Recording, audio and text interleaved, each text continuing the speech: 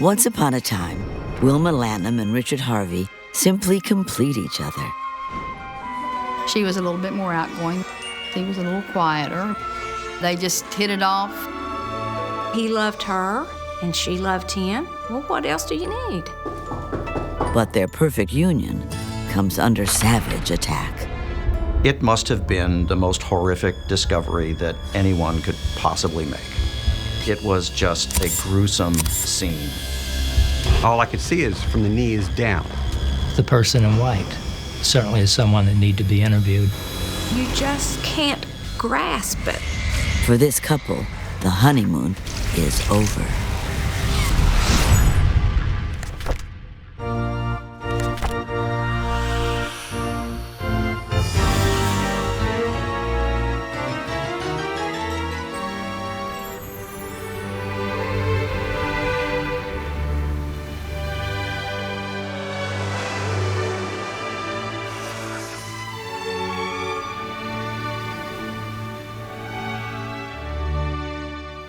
The weather report calls for clouds on this day in Virginia Beach, Virginia.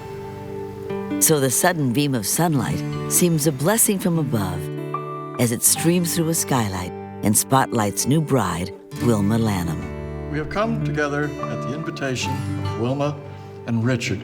She saw the sunlight come on through. I'm sure to her that just meant that everything was going to be perfect. The 35-year-old vivacious high school music teacher has always worn her heart on her sleeve. Richard, she was crying. There were some tears, but it was tears of happiness. She was very emotional. Will you love her, comfort her, honor and keep 35-year-old Richard Harvey is a laid-back restaurant manager and loving dad of 3 young kids. I will.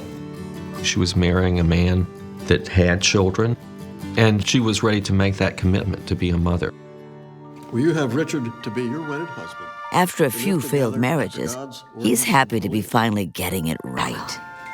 A nice-looking man with a nice job, and he said he loved her, and she loved him. Well, what else do you need? The newlyweds exchange vows in a simple ceremony shared with close friends and family, the people they draw strength from. Wilma was not a big show person, and I admire her for it. I think all these big, showy, ostentatious weddings that people have don't do anything about the love that's in your heart. Richard and Wilma, I now pronounce you man and wife. You may kiss the bride. Hey,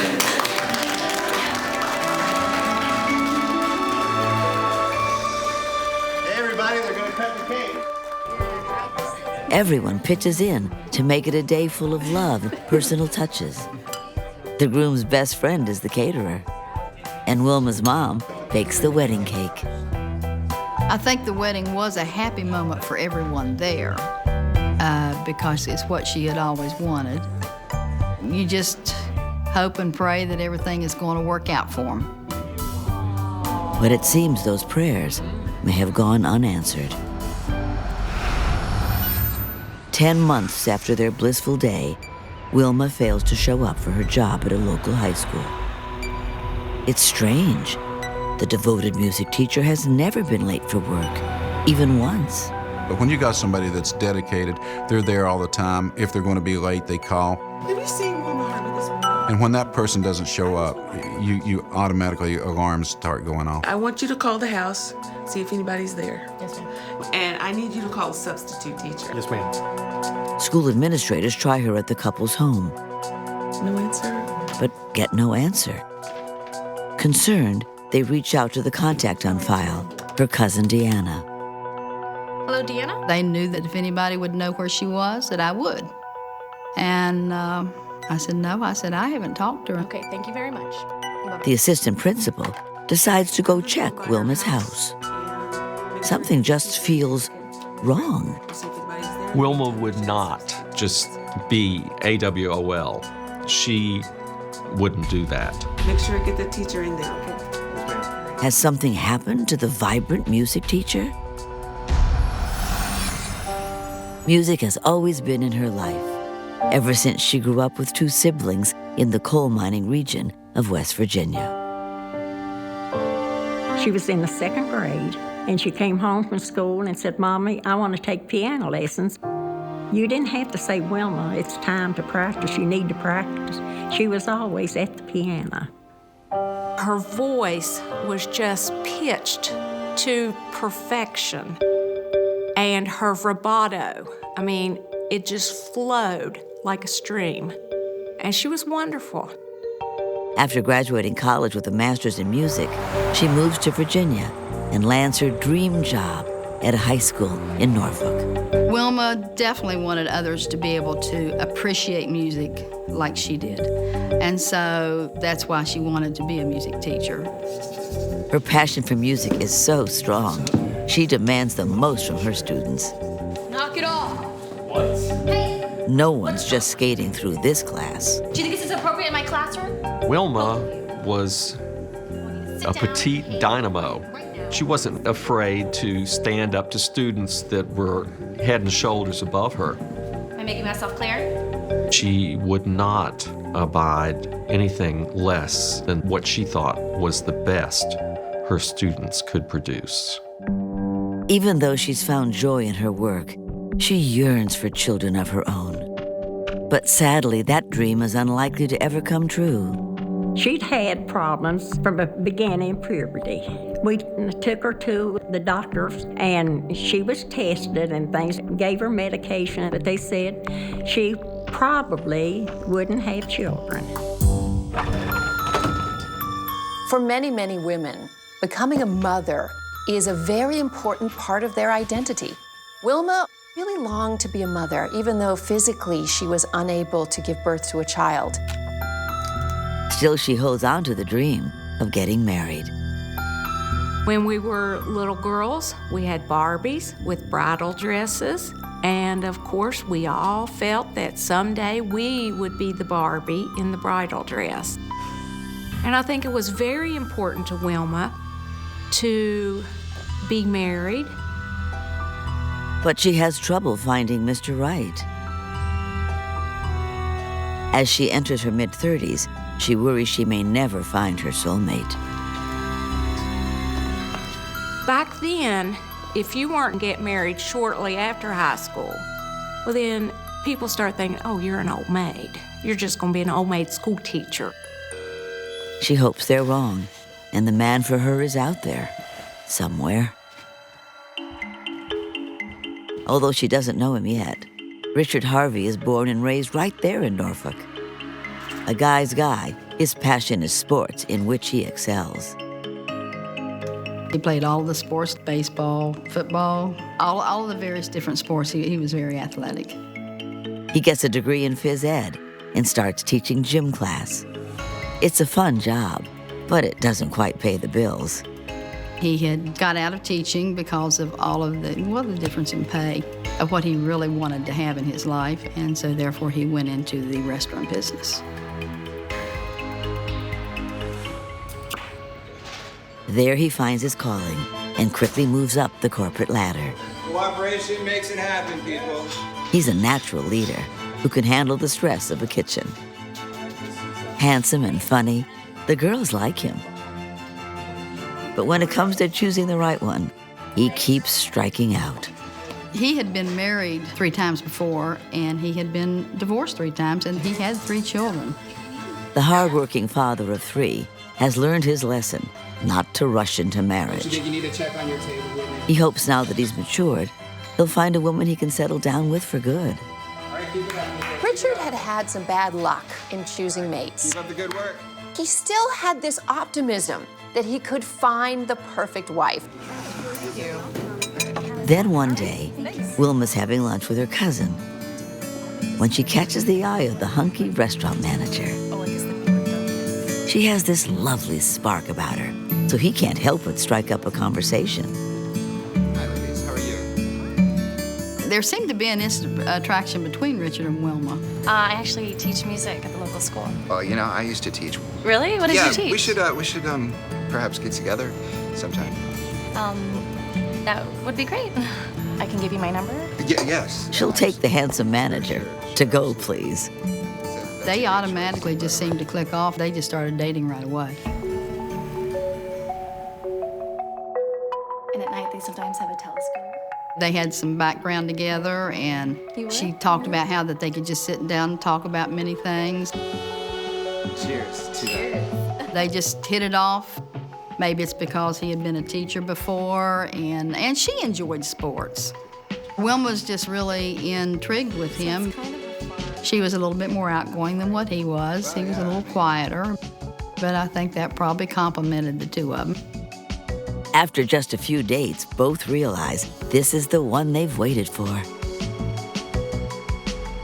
They see a bright future ahead.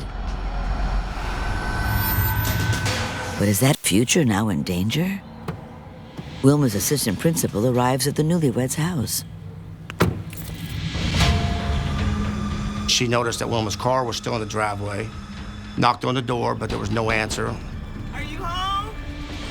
And apparently she walked around the house and all the shutters, curtains were drawn, and the house appeared to be locked up.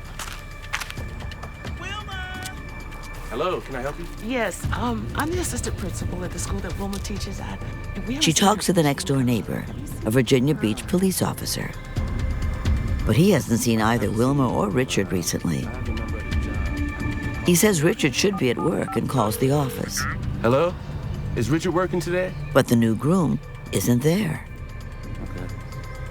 Can you imagine? After this amazing wedding, this embarking on a new life, the very responsible bride doesn't show up at work, and then the husband is MIA himself. The quiet, simple lives of two modest people, a teacher and a restaurant manager, are about to become front-page news in the most horrifying way. The music stops when newlywed Wilma Harvey fails to show up for her teaching job. And no one has been able to reach her husband, Richard. They didn't know where Richard was. They couldn't find him. They didn't know where Wilma was, and they couldn't find her. So the concern grew that something was terribly wrong. After Wilma's assistant principal leaves, the newlywed's neighbor gets a call back from Richard's work. Hello? The caller is Richard's brother-in-law, who works in the same office. And the brother-in-law said, well, her husband's out of town right now on business, but I'll try to get a hold of him and find out what we can.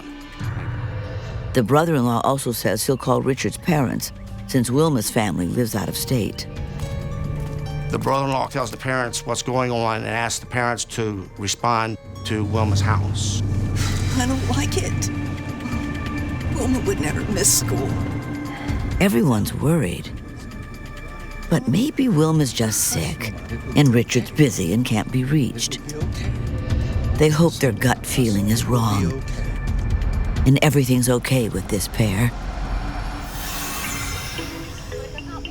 who just a year before were orchestrating a romantic new duet.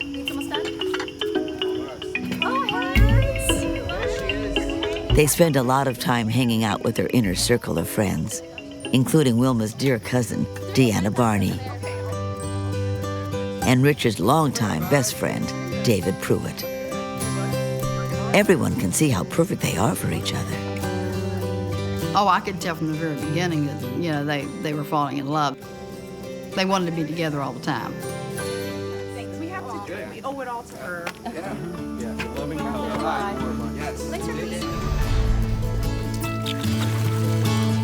Wilma quickly bonds with Richard's kids from his previous marriages.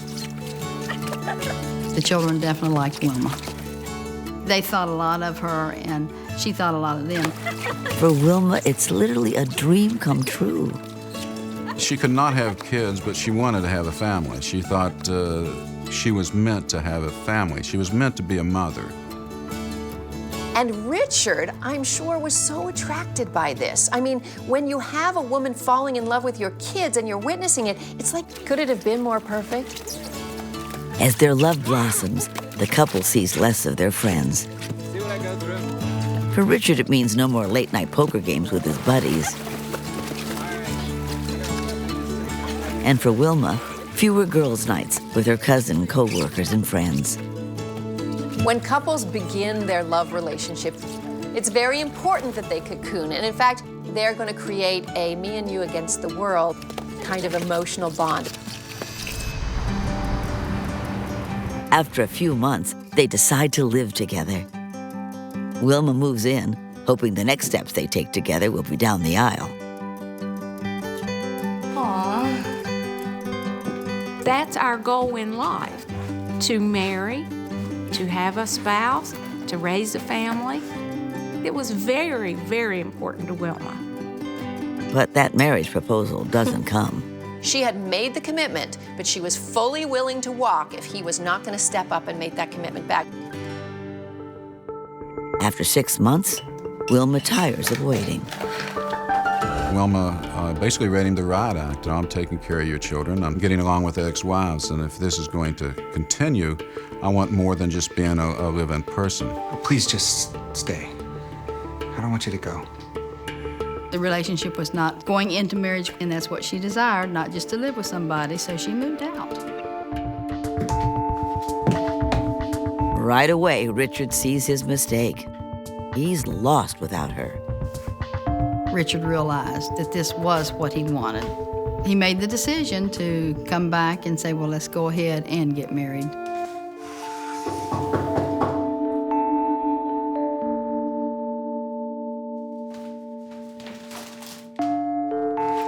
Wilma, I'm here because I think I made a bad mistake. The decision is not a typical proposal. No taking of a knee, no sparkly ring. Just a mutual decision to pledge their love to each other forever. I'm here because I want to say that I should have never let you leave. And I want you to be with me, okay? I love you. Wilma, will you marry me? Do you mean it? Yes, I mean it. Yes. Yes, of course, yes. Which is all she ever wanted anyway.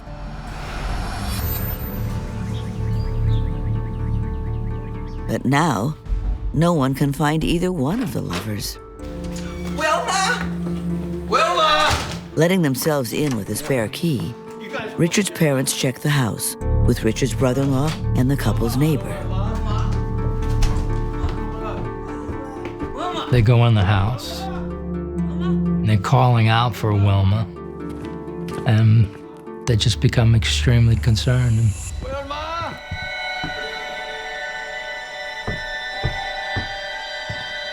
Then, in the master bedroom, they finally find Wilma. It must have been the most horrific discovery that anyone could possibly make. She was on the bed.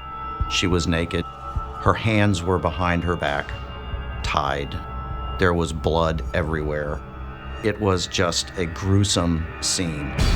She's clearly dead. Don't come in here! The brother-in-law begs the others not to look.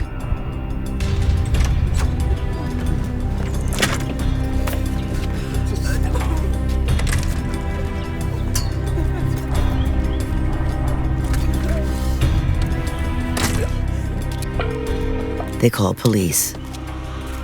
Then the rest of the family.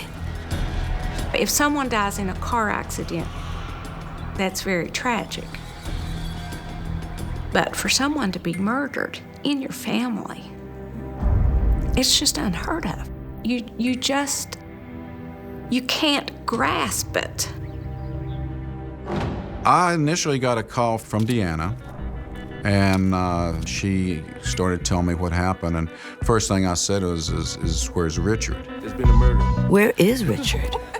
Is it possible he had something to do with his bride's gruesome murder? Or is he the second victim? Wilma. 10 months after Wilma and Richard Harvey's simple wedding, Wilma is found slain in the couple's home the day before Valentine's Day. She was tied up, then viciously slaughtered.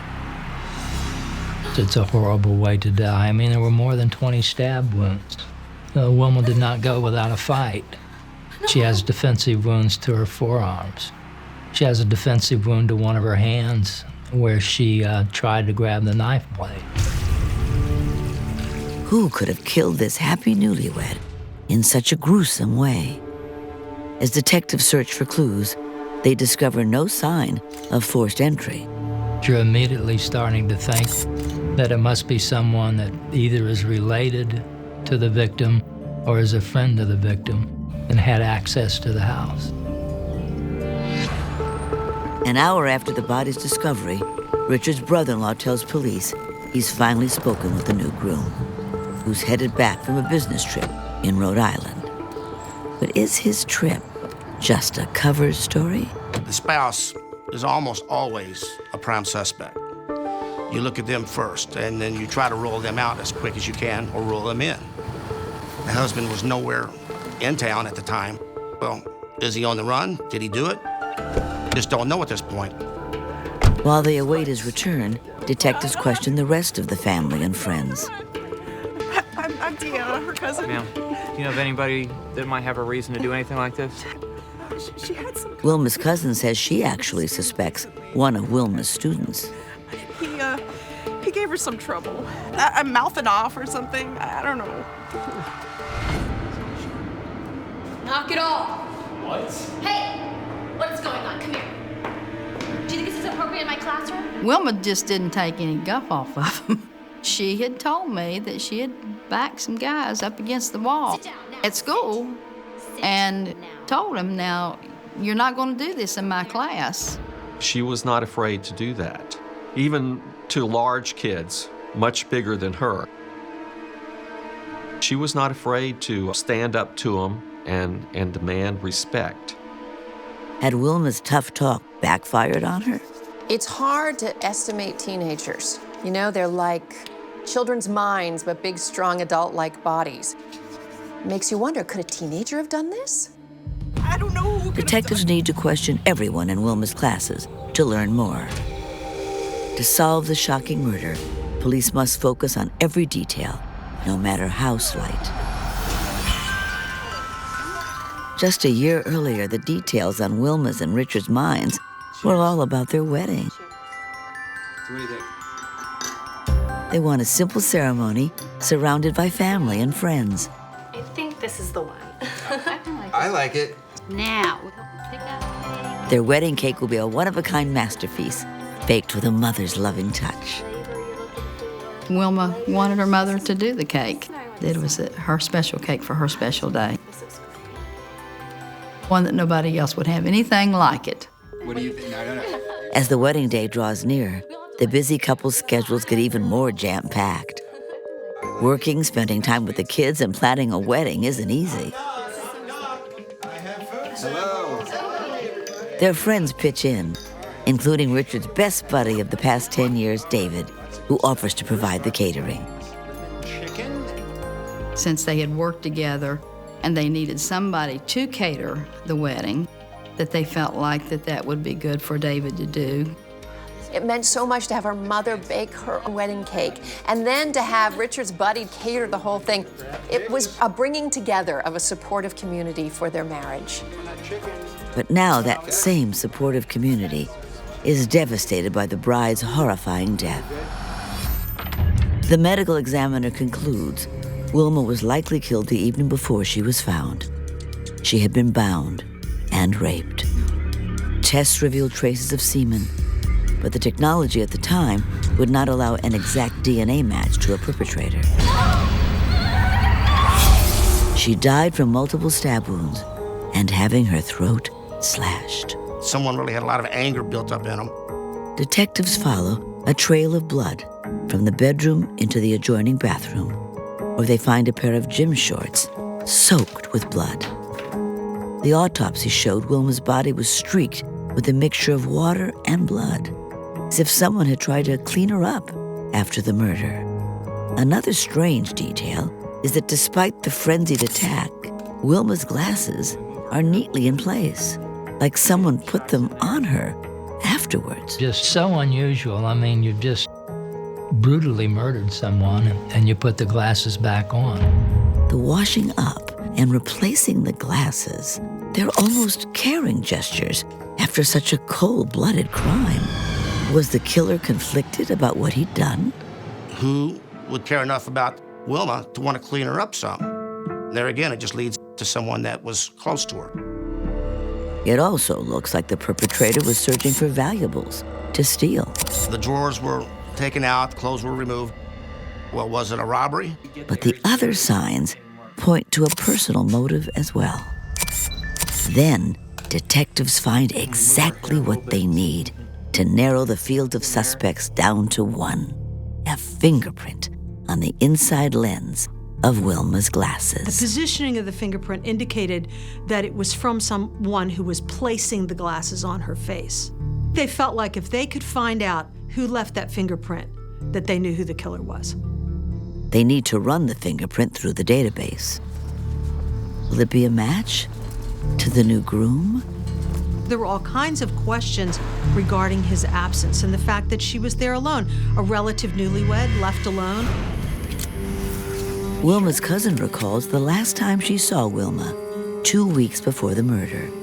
The new bride didn't seem herself, like she was unhappy about something. What's going on with you? I spent that night at the house.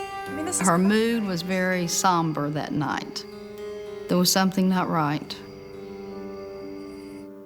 I couldn't put my finger on it. Had the newlyweds' perfect love gone sour? I felt like there was some tension there, but I really didn't know. And she didn't say anything to me. Wilma took the reason for her dark mood to her grave. The theory that one of Wilma's students might have killed her seems so much less likely now. Whoever committed this heinous crime and left that fingerprint had rage well beyond the schoolroom spat. Soon a new witness will surface with a tantalizing story of who was in the house on the day of the slaying. 2 hours after discovering Wilma Harvey's body, Virginia Beach police detectives have still been unable to interview her new husband, Richard, because he's on his way back from Rhode Island. As they wait for his return, investigators canvass the couple's neighborhood. They find several witnesses who saw a green car outside the house that night. They also talk to the paperboy who stopped by the Harvey house to collect the night before the body was found. Knocked on the door. She answered. Hi there. Hello, Mrs. Harvey. She invited me into the foyer, which wasn't unusual. Okay, I'll be right back with someone. That's when the paperboy saw she wasn't alone. I happened to notice somebody sitting on a couch or a chair in the room. All I could see is from the knees down. You could see the white pants and the white shoes.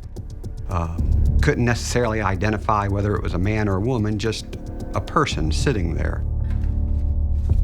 She got a money box and paid me out of the money box, which was typical. Is the mysterious person in white Wilma's killer? The person in white certainly is someone that needs to be interviewed and very well could be a possible suspect. Then, 10 hours after the body was found, Richard Harvey finally returns, shell-shocked by the news. Detectives question him for hours. Tell me again why you left Virginia Beach. I went on a business trip. The police had to sort out the timeline. Could he have killed her and then left town as a cover? Those are questions that they're bound to ask. They have to. He explains he's been away for almost a week. He says he suspected something may have been wrong with Wilma the night before. Reach her. He said that he had made several attempts to call her from where he was on his business trip and got no answer. When I couldn't reach her on the phone. He couldn't be reached immediately because he was in a training seminar. As soon as he heard the news, he rushed home. I was worried. Investigators need to run down his alibi. And there's something else they need to check. Sir, I'm gonna take some fingerprints from you. Don't mind, stand up, come on over here, please. They know that the thumbprint on the glasses does not belong to Wilma. The next step is to get fingerprints from Wilma's husband and either put him in the frame or eliminate him from having touched those glasses. Right hand, please. The new groom can't believe he's now being treated as a suspect in his wife's brutal murder, when just 10 months earlier, he'd stood next to her, joyfully exchanging their marriage vows. She was getting what she wanted. She wanted Richard, she wanted a family. He'd chosen a bride who was very compatible, who was willing to be a happy stepmother to his kids. He'd finally gotten marriage right. After the ceremony, they head out on a simple honeymoon. Just a couple of nights at a local hotel, but it's the perfect little romantic retreat for down-to-earth Wilma. She didn't need to go to Hawaii. She could be happy in her own backyard. You know, that was Wilma. The newlyweds buy a cute new house together, and Wilma happily nests. But now that home has become Wilma's death chamber, and her loving husband, a prime suspect. But when the fingerprint results come back, it's a stunning turn no one expected. The print on Wilma's glasses does not belong to Richard. Despite all their suspicions, this evidence proves he's completely innocent. It's a blow to the investigation, but a relief to Richard. In the midst of his shattering grief, he's had to endure the agony of being a suspect for nothing. It must have been just awful for Wilma's husband to get off the airplane and then have to face questioning by the police. All this happening the day before what was to be his first Valentine's Day as a newlywed. Imagine what he felt like, his bride, the love of his life, the marriage he'd finally gotten right, to be murdered in such a brutal way. It's so hard on Richard. And now police are back to square one. But soon they will get a match on that crucial fingerprint. And when they do, it will provide the answer to more than one unsolved murder. Virginia Beach police run a fingerprint found on the glasses of murdered newlywed Wilma Harvey through their database of convicted felons. And to their surprise, they get a match. Someone with a deeply troubled past, littered with drugs, gambling, and debt, convicted of embezzlement and attempted robbery. He'd even done prison time. Hey, everybody, they're going to Great job catering. Thank you. You're welcome. The man is none other than the new groom's best friend, David Pruitt, who had catered the reception. David loved to gamble, and he lost repeatedly.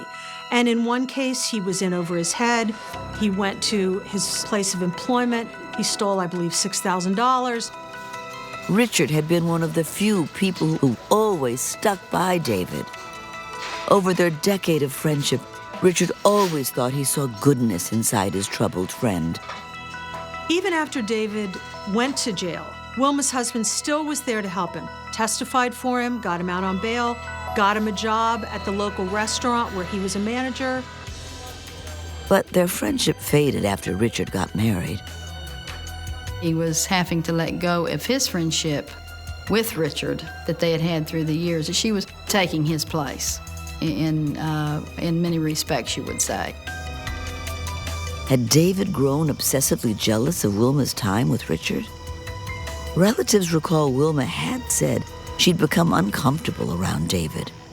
She even referred to him as that creep. She was bothered by the fact that he was always bugging them for money, because he was always in trouble because of his gambling debts or jobs that he couldn't keep. Maybe that's why she seemed disturbed when her cousin last saw her. Police bring Pruitt in for questioning. We need to ask you some questions about Wilma Harvey. They tell him a green car like the one he drives was seen at the Harvey home the night of the murder. He admits he did go to the house that evening, but claims he had innocent intentions. He had gone there to check on Wilma because he knew that Wilma's husband was out of town and he was trying to help out. It's just such a terrible thing. I'm really worried about Richard. He swears he didn't hurt her, and she was alive when he left. Investigators confront him with the fingerprint evidence. Right here. This is Wilma's glasses. your thumbprint's on these glasses. Now I know how that got there. That kind of took the air out of him right there. I think he knew the game was up, that there was no way he was going to talk his way out of it, so he pretty much admitted. I killed her. Perhaps relieved after unburdening himself about Wilma, he stuns the cops by suddenly confessing another dark secret. Wilma Harvey isn't the only newlywed he's killed. Pruitt announces, oh, by the way, there's something else I need to get off my chest. I killed a woman 10 years ago. And then He confesses to killing a young woman he worked with at a fast food restaurant a decade earlier.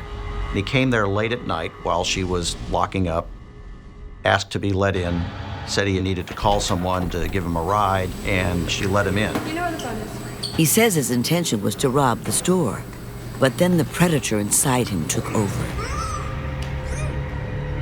It's also eerily similar to Wilma's murder.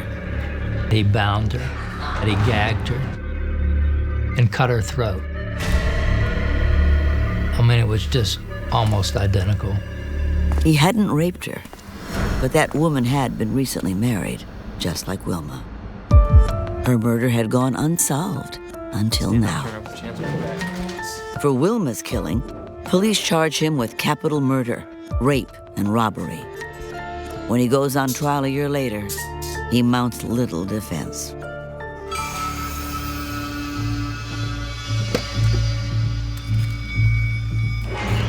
David admits he stopped by the house after work that night to check on Wilma, knowing her husband was away. Are you sure you don't need anything? I mean, I don't mind helping you out with anything while Richard's gone. She was busy ironing her students' choir stoles for an upcoming performance. When the paperboy came by to collect, David saw where Wilma kept her money. And with his gambling problem, he always needed that. David was desperate for cash. And when he knew that cash was in that metal box, I think that sparked something. Let's see here. Will this cover it? Yes. All right, I'll see you next time. He made sure the paperboy didn't see his face. It was kind of scary to think that you were there when that person was there, that you could have just as easily been a victim as well. Let's cover it. Yep, thank you. All right, I'll see you next time. Then Wilma announced she had to change for choir practice. I'll see you later. Yeah. But David came up with an okay. excuse to linger. Can I use your bathroom? Sure. You know where it is. I'll see you later. All right.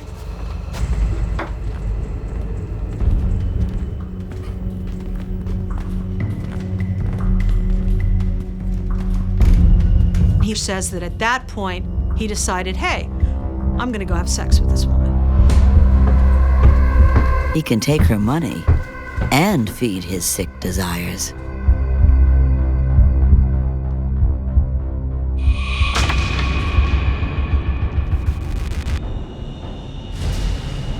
He had hidden a knife he brought with him under his clothes until now. He's got a knife in his hand. He puts the knife to her throat, then tells her that he's gonna have sex with her. In his warped mind, it's sex, but in truth, it's brutal rape. He makes sure she can't fight back. Wilma is there in a perfectly helpless position with a person she befriended on top of her with a knife at her throat.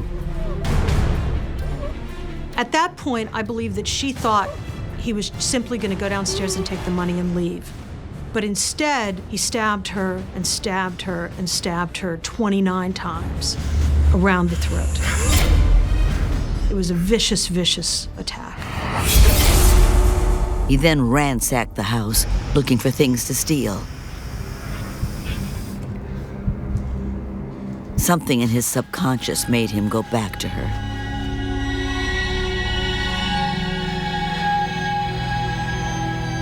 He tries to clean her body up. Also put her glasses back on the bridge of her nose. And he then leaves the scene.